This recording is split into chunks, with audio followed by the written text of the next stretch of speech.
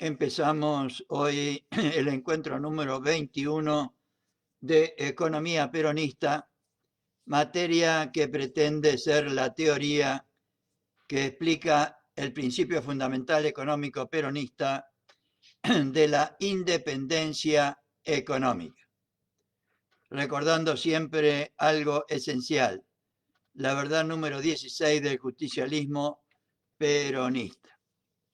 Como doctrina económica, el justicialismo realiza la economía social poniendo el capital, o sea, el dinero, al servicio de la economía, o sea, de la producción, y esta al servicio del bienestar social, al servicio del hombre, de la mujer, del ser humano. Y seguimos con la parte tercera, referida a los resortes de la conducción económica, y vamos a terminar hoy el capítulo 10 referido a los estímulos de la actividad privada. Los estímulos de la actividad privada, siempre teniendo en cuenta de que hablamos del segundo plan quinquenal. Hablamos del segundo plan quinquenal. Recordando siempre el esquema general de la doctrina peronista, porque, repito una vez más, la única pretensión que tengo al compartir con ustedes este texto de la Escuela Superior Peronista es para contribuir a la comprensión de este principio fundamental económico tan importante de la independencia económica, que implica en primera instancia recuperar el patrimonio nacional como primera etapa, recuperar la riqueza de los argentinos y las argentinas para los argentinos y argentinas. En segunda instancia, reactivar la economía, o sea, poner el capital al servicio de la economía, al servicio de la producción y no de la especulación. Y por último, la justa distribución de todo el patrimonio nacional y de lo producido por la reactivación económica. La justa distribución de la riqueza, o sea, poner la economía en función social, o sea, al servicio del hombre, de la mujer, del ser humano. Y vamos a ver entonces el tema 5 del capítulo 10, que se refiere a la política fiscal en función social. La política fiscal ordinariamente ha significado la acción que realiza el Estado para el acopio de los recursos que requiere para solventar los gastos que demanda su propia administración. En el Estado gendarme se concebía que el Estado solo debía acopiar recursos para pagar ese mínimo de servicio que requiere su función de gendarme, el Estado liberal o neoliberal, el Estado gendarme. Acopiar los recursos para pagar ese mínimo de servicio que requiere su función de gendarme, como hacían los cipayos y vendepatria que nos gobernaron del 2015 al 2019. A lo único que le daban importancia era a la policía y a la gendarmería. En la actualidad, estamos hablando de que este libro se escribió en 1954, la expresión política fiscal cubre un terreno más amplio. Comprende la acción que el Estado desarrolla frente a la comunidad en su conjunto y principalmente en todo lo vinculado con el campo económico y social. La razón por la cual se ha variado el significado de esto es algo que está en la historia reciente. En la medida en que fue avanzando la preocupación social y especialmente la preocupación por resolver los problemas sociales que no eran posibles o susceptibles de ser resueltos por la actividad privada o por los individuos aisladamente dentro de la comunidad. O sea, la ayuda del Estado a los ciudadanos y ciudadanas, a los argentinos y argentinas que no se pudieron valer por sí mismos por las razones que sean. En esa medida, entonces, el Estado ha ido tomando la parte de acción correspondiente. No es el Estado prescindente, el Estado neoliberal, como pasa en la ciudad de Buenos Aires, que hay 7.000, más o menos 7.000 personas en situación de calle, totalmente abandonados por el Estado municipal. Eso es un gobierno liberal o neoliberal. Esto ha sido paralelo al del avance que se ha hecho en el mismo conocimiento de la realidad económica y social. Los estudios de renta nacional tienen ese sentido. A medida que se fue aclarando lo que significa el producto producido del esfuerzo del conjunto de la comunidad, se fue viendo bien de cerca el papel que le correspondía al Estado y que en cierto modo es irrenunciable frente a esa comunidad, por lo menos para un Estado peronista. Una modalidad típicamente peronista es la que esa política fiscal sea realizada en función social. Todo en el peronismo es en función social, en función del hombre, de la mujer, del ser humano, insertos en una comunidad.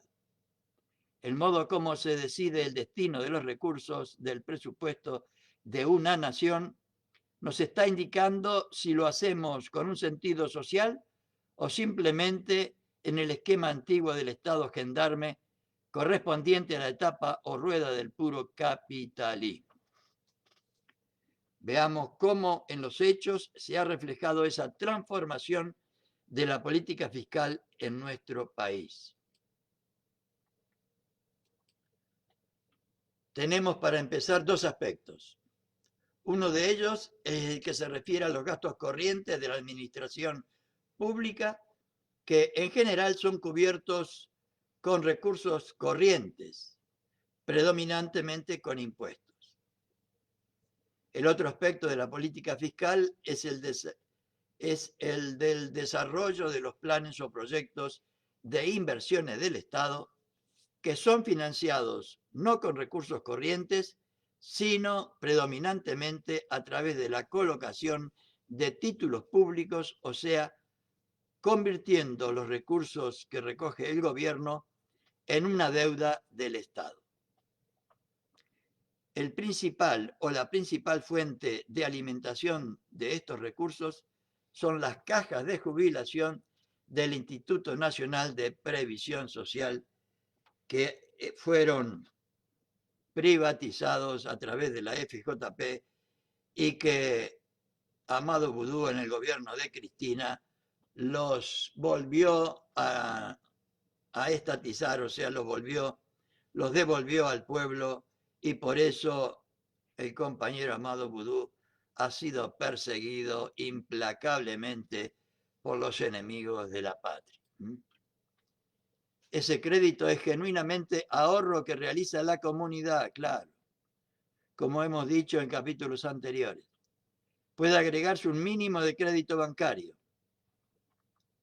Según la Carta Orgánica del Banco Central de la República Argentina de aquella época, el Estado Nacional puede utilizar el crédito bancario en la medida de un 15%, calculando sobre el promedio de los recursos corrientes del Estado en los últimos años.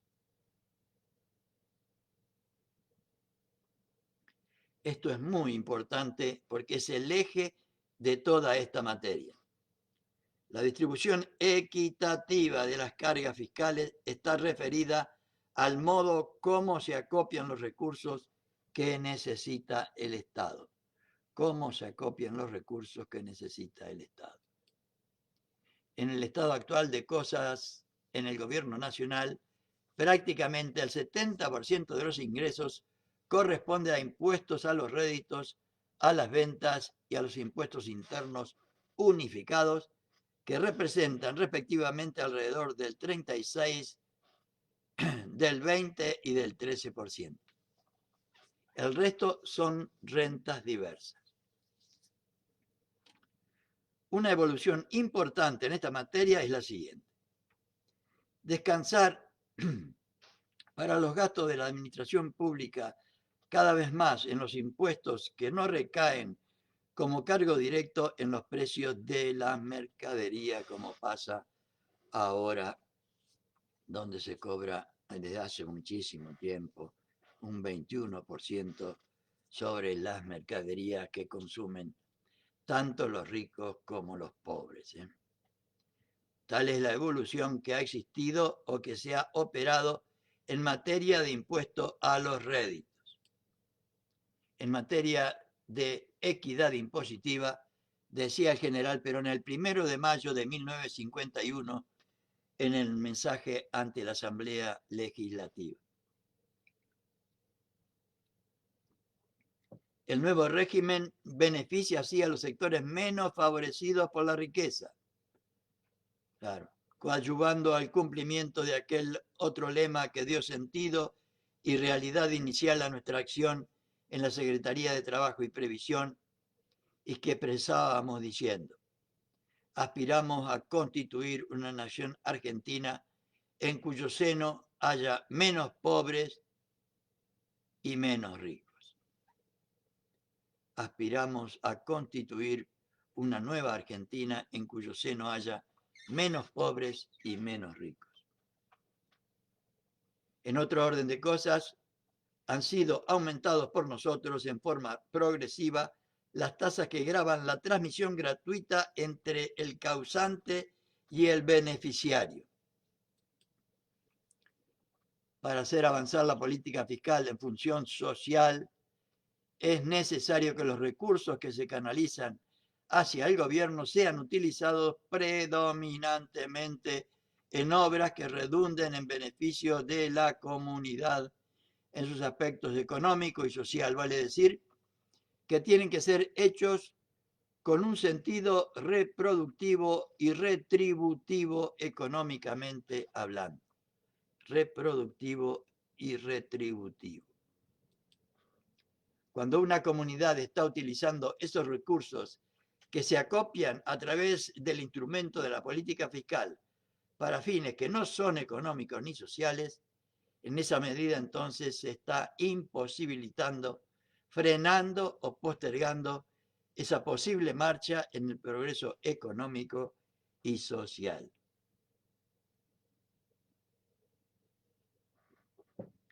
En el progreso económico y social.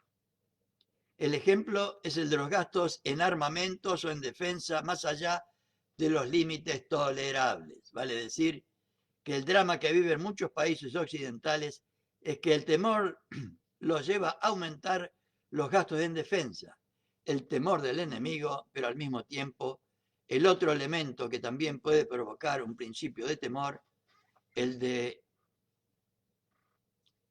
descompaginación social interna, va recibiendo poco a poco menos y menos apoyo por parte del Estado. Menos y menos apoyo por parte del Estado. En esa forma entonces se debilita la posibilidad de cimentar en la comunidad una serie de resortes que hagan a la unidad del pueblo. Sobre el particular, el 1 de mayo del 51, la Asamblea Legislativa expresaba al general Perón: el gobierno argentino no está empeñado en ningún plan extraordinario de carácter armamentista. Entiendo que la mejor defensa está en tener un pueblo física y espiritualmente sano. Qué grande este hombre.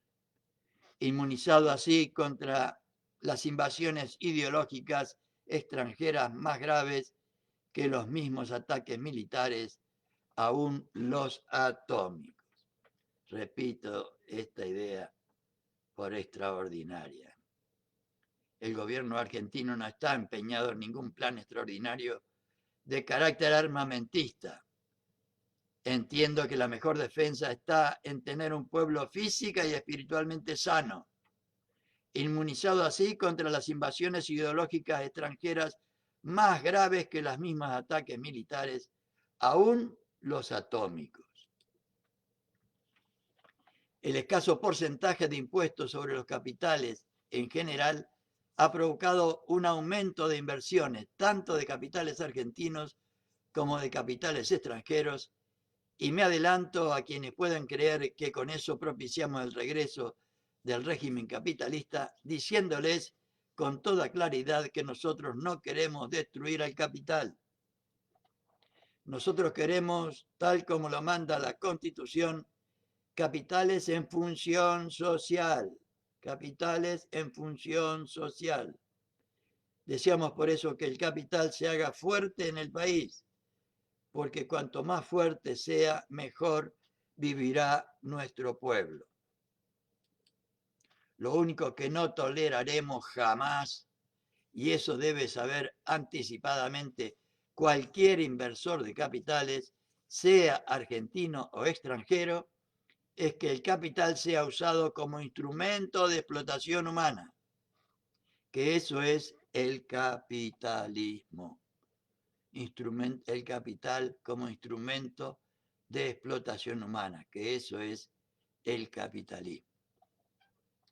Entonces, no habiendo gastos extraordinarios que exijan un esfuerzo más allá de los límites tolerables, desde el punto de vista económico, la República Argentina no tiene por qué ir en contra de la formación de capitales a través de una exacción impositiva extraordinaria, como es la que puede ocurrir en los países que hoy están recurriendo a gastos en gran escala para defensa y preparación militar. De allí que el nivel de impuestos en general en nuestro país sea relativamente menor que en muchos o en la mayor parte de los países extranjeros, por lo menos en aquella época del general Perón, del 45 al 55.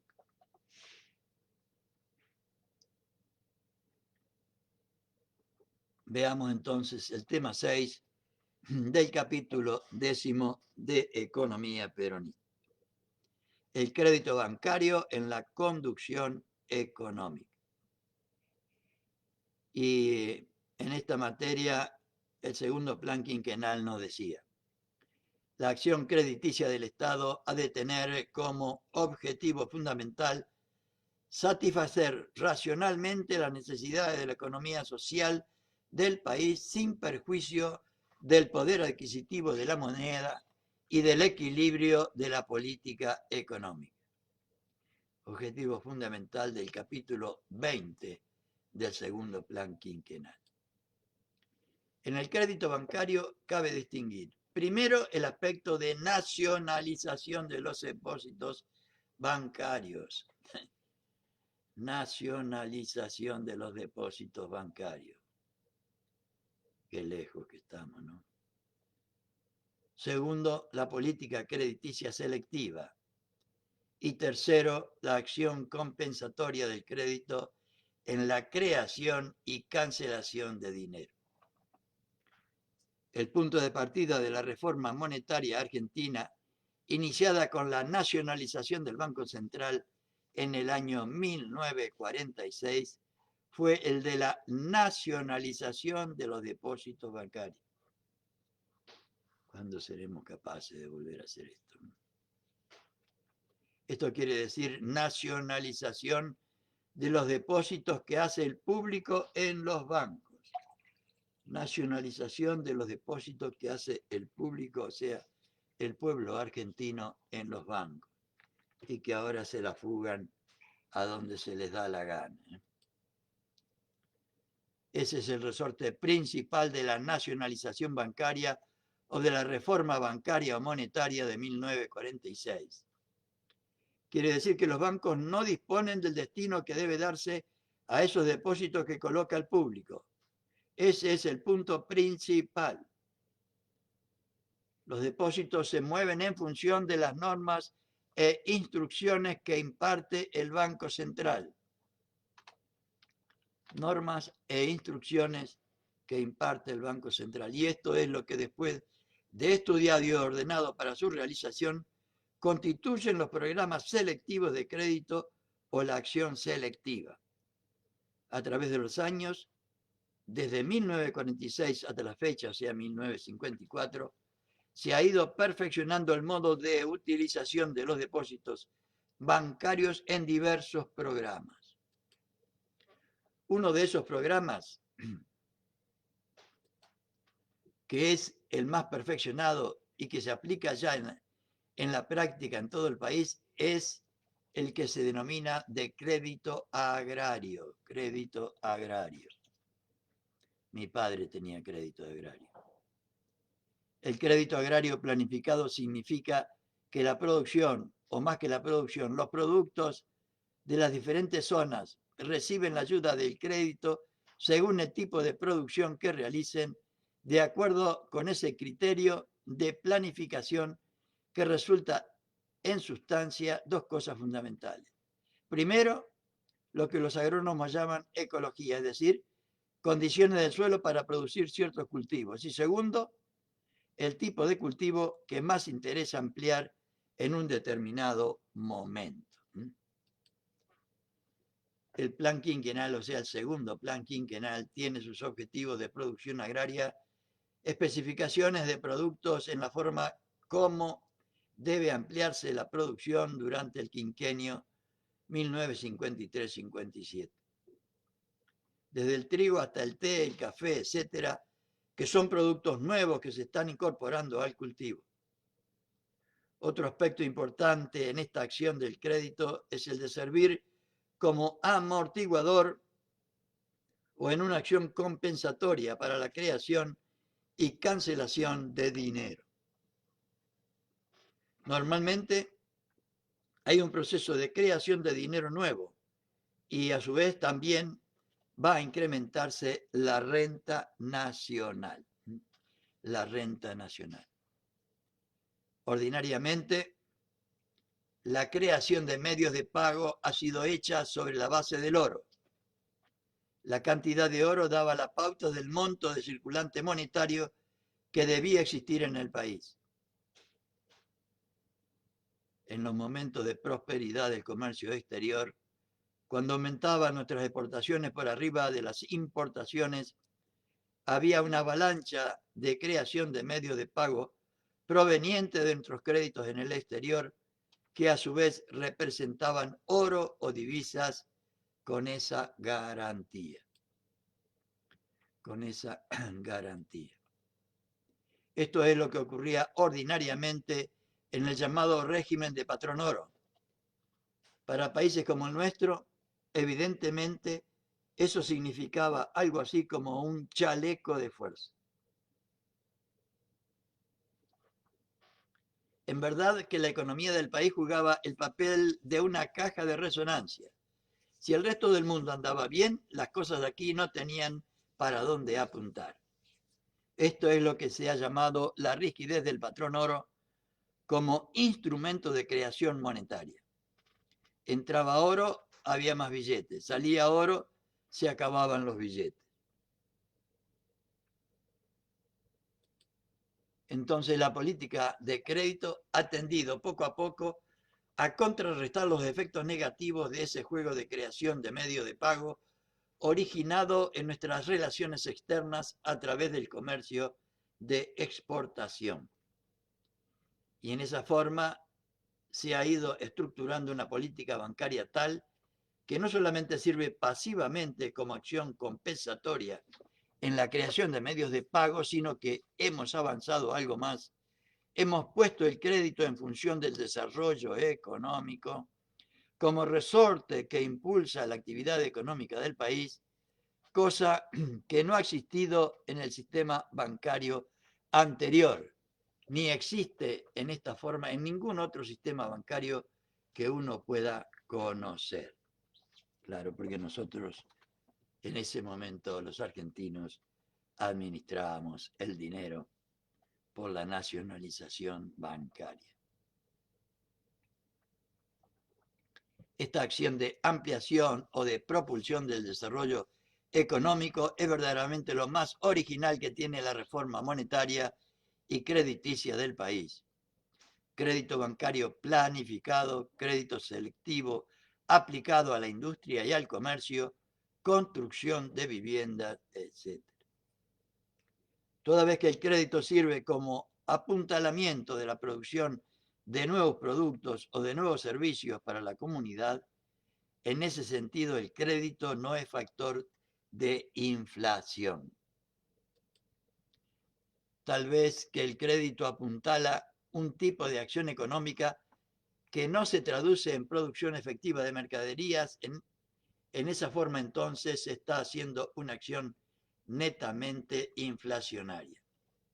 Repito, toda vez que el crédito apuntala un tipo de acción económica que no se traduce en producción efectiva de mercaderías, en esa forma entonces se está haciendo una acción netamente inflacionaria. Decía el general Perón ante el honorable Congreso Nacional, o sea, ante la Asamblea Legislativa del 1 de mayo del 51. El dinero argentino, desde nuestra reforma, y eso es fundamental, ya no es el símbolo frío y materialista del capitalismo. Ha dejado de servir al capital, ya no es instrumento del poder económico. Ha pasado a servir a nuestro pueblo, como el más fecundo de sus instrumentos materiales. El dinero argentino puede ostentar dignamente en sus signos monetarios los símbolos más sagrados de la nacionalidad, precisamente porque ha dejado de ser cadena de explotación para convertirse en instrumento de libertad. El dinero argentino puede ostentar dignamente en sus signos monetarios los símbolos más sagrados de la nacionalidad, precisamente porque ha dejado de ser cadena de explotación para convertirse en instrumento de libertad. ¿Qué importa entonces que se atribuya fuera del país una menor valía que esto fue, por otra parte, transitorio? Lo que a nosotros nos importa es que antes, valiendo más, servía para explotarnos. Y ahora, aun si valiese menos, lo usamos para ser más dignos, porque el trabajo que el dinero promueve nos da precisamente dignidad. Dignidad. El trabajo da dignidad. Y empezamos entonces el tema 7 del capítulo 10. Las prioridades en la obtención de materias primas, en el suministro de energía eléctrica, en los transportes, etc. Prioridades establecidas previamente. En el segundo plan quinquenal. Prioridades quiere decir la primera línea de abastecimiento o la primera línea que se cubre con los elementos disponibles para obtener materias primas y los otros elementos de producción. En verdad que en la práctica hay una correlación de la política económica en materia crediticia, en materia de divisas, en materia de fomento general de la actividad económica. Por ejemplo, si en materia crediticia se apoya a un sector de la producción, supongamos en este caso el sector agropecuario, en esa medida o en medida similar debe ser apoyada desde otros ángulos. Quiere decir que la política de utilización de divisas también debe responder a ese mismo criterio. Por ejemplo, queremos aumentar el rendimiento de la producción agraria.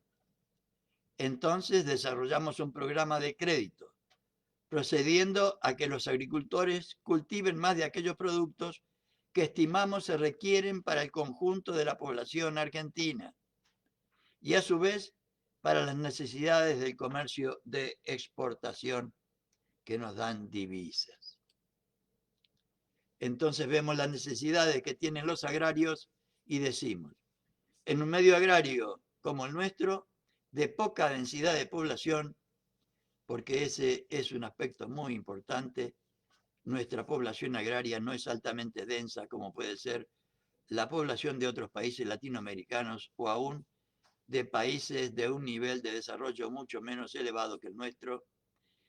Si el esfuerzo de industrialización requirió a buena parte de la mano de obra rural para aumentar la producción, en esa medida entonces se ha producido una migración interna de trabajadores desde las zonas rurales hacia los centros urbanos. Esto tiene un sentido de beneficio general para la economía, en la medida en que esa migración o traslado de trabajadores y trabajadoras realicen una tarea productiva más importante que la que realizaban antes.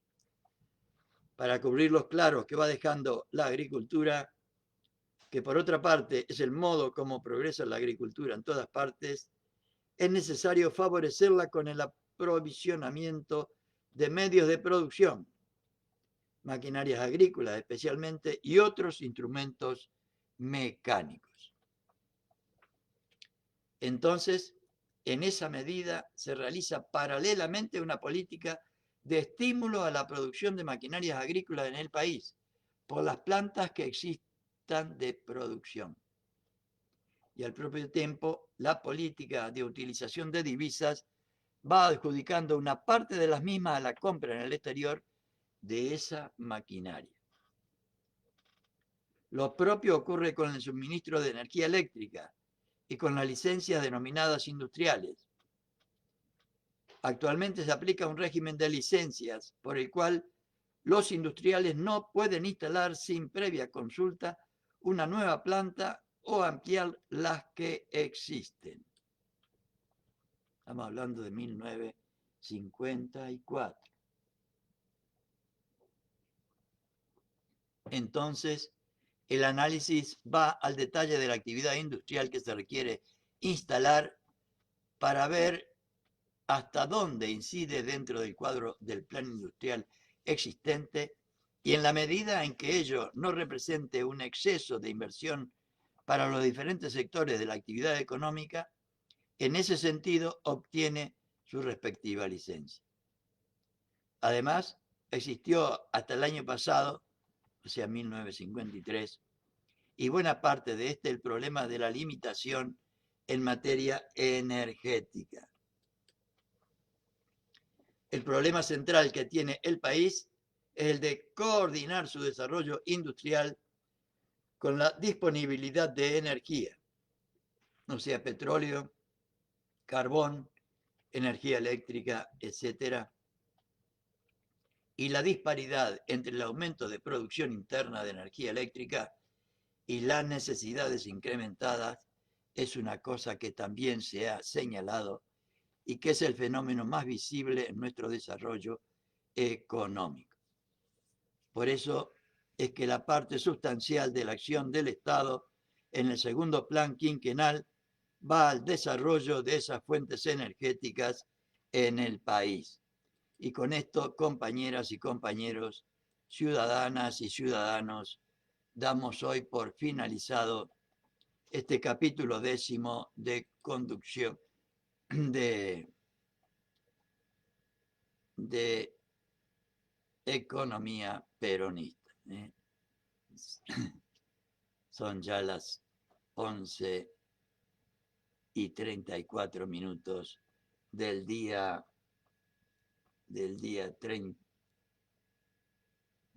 30 de junio de 2020. Mañana es el día del paso de la inmortalidad de nuestro queridísimo general don Juan Domingo Perón. Yo estaba recordando que ese día a las 13 horas estaba sentado en un banco de madera en la planta baja de la Facultad de Filosofía en la calle Independencia al 3000, en un patio que había al fondo, en un patio abierto, había sol, me acuerdo, y escuché por mi radio Espica la noticia del fallecimiento, del paso a la inmortalidad de don Juan Domingo Perón. Muy buenas noches a todos y a todas.